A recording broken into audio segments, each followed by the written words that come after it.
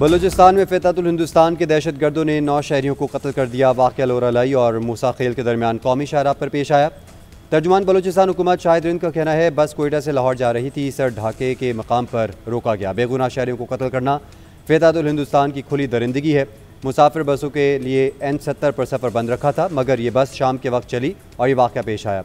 शहदा का ताल्लुक पंजाब के मुख्तलिफ इलाकों से था। वज़ीर आला पंजाब की हिदायत पर बॉर्डर मिलिट्री पुलिस ने शहदा की मैयतें वसूल की।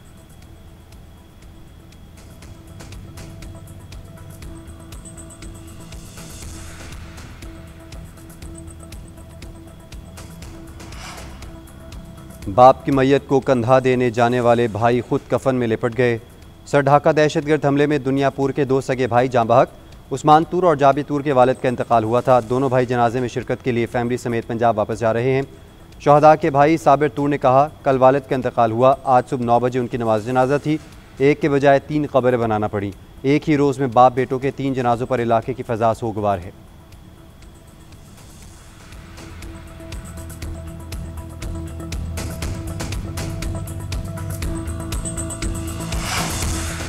सदर वज़ीर आज़म समेत कौमी क़यादत की दहशतगर्द हमले की मज़म्मत। सदर का दहशतगर्दी के मुकम्मल खात्मे का आज़म। वज़ीर आज़म ने कहा, बेगुनाह अफराद के खून का बदला लिया जाएगा। वफाकी वज़ीर दाखिला मोहसिन नकवी ने कहा, मासूम लोगों को निशाना बनाना सपाकियत की इंतहा है। भारतीय स्पॉन्सर्ड दहशतगर्दों का हर जगह पीछा करेंगे और ख़ात्मा करेंगे।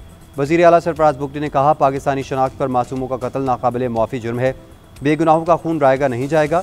ये रियासती जंग है, इसमें 2 टोक फैसला होगा। स्पीकर कौमी असम्बली वज़ीर आला पंजाब और सिंध की भी मसम्मत।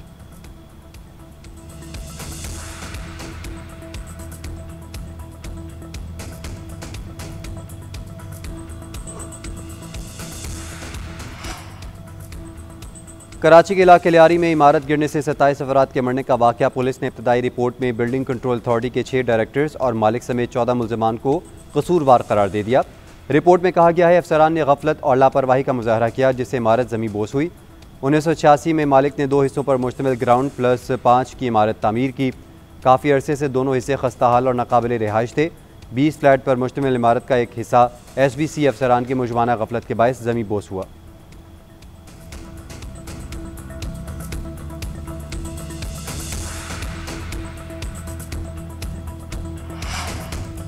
भारत पाकिस्तान का पानी रोक सकता है, ना ही रुख मोड़ सकता है। किसी बैन अल-अक़वामी ज़ाब्ते के बगैर सिंतास मुआहदा मुअत्तल किया। मुआहदे की खिलाफ वर्जी पर फ़ज़ाई हदूद बंद की थी। अब भारत दुनिया में तन्हाई का शिकार है। नायब वज़ीर आज़म इसहाक़ डार का कुआलालंपुर में पाकिस्तानी कम्युनिटी से खिताब। कहा, हमारे बहादुर और बासलाहियत पायलट्स ने 6 भारतीय तैयारे मार गिराए। भारत ने जानबूझकर अपने 2 मिसाइल सिख आबादी में गिराए। काबुल में जाकर चाय पीने और दहशतगर्दों के लिए सरहद खोलने से नुकसान हुआ। अब हमारी तवज्जो मुआशी इस्तेहकाम की जानिब मरकूज़ है।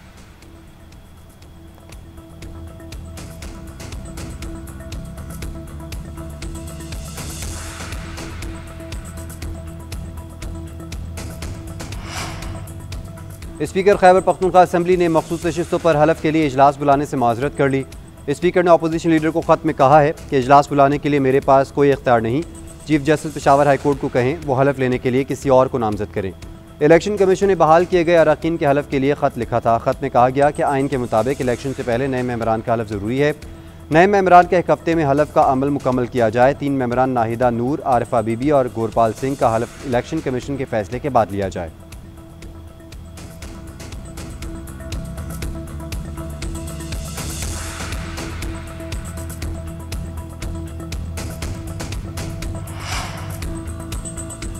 PTCL मुलाजमीन पेंशन केस का फैसला आ गया। साबिक मुलाजमीन पेंशन के मुकम्मल हकदार करार।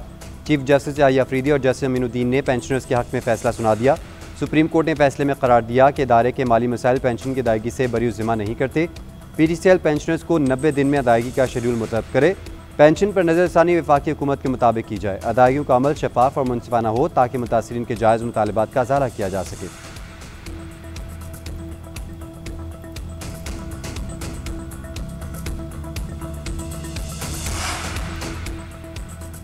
पाकिस्तान में रूसी सफ़ीर की JUI सरबराह मौलाना फजल रहमान से मुलाकात। बैन अल-अक़वामी ख़ित्ते और मुल्की सूरत हाल पर तफसीली तबादला ख्याल।